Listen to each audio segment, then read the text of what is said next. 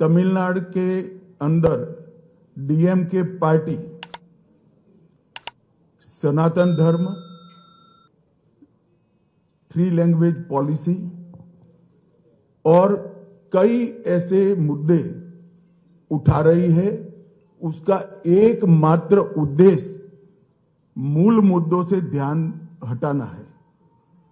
அதாவது திமுக சர்க்கார் தமிழ்நாட்டில் சில முக்கியமான பிரச்சனைகளை தொடர்ந்து எழுப்பிக் கொண்டிருக்கிறார். அது சனாதனமாக இருக்கட்டும், மும்மொழி ஆகட்டும், டீலிமிட்டேஷன், இது போன்ற பல பிரச்சனைகளை எழுப்பிக் கொண்டிருக்கிறார்.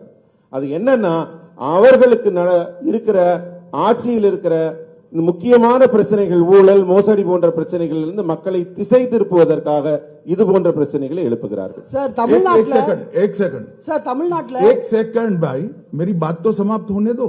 ऐसे करोगे आप? அந்த கேள்விக்கு இன்னும் पहली बार प्रेस कॉन्फ्रेंस में आए हो क्या? Let me answer.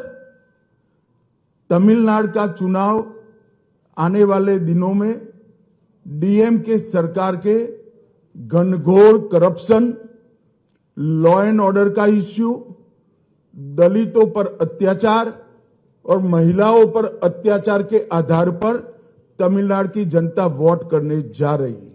வரப்போகிற தேர்தல் எப்படி இருக்கும் என்றால், திமுகவின் மிகப்பெரிய மோசடி ஊழல்கள் பற்றியும், அதே போல சட்டம் ஒழுங்கில் இருக்கிற ஆபத்தை பற்றியும், தலித் மக்கள் மீது தொடுக்கப்படுகிற தாக்குதல்கள் குறித்தும், பெண்கள் குறித்து இருக்கிற ஆபத்து, பெண்கள் மீது தொடுக்கப்படுகிற தாக்குதல் குறித்தும், இது போன்ற திமுகவின் செயலிழந்த தன்மைதான் திமுகவுக்கு இந்த முறை தேர்தலில் மிகப்பெரிய பேசு பொருளாக இருக்கு.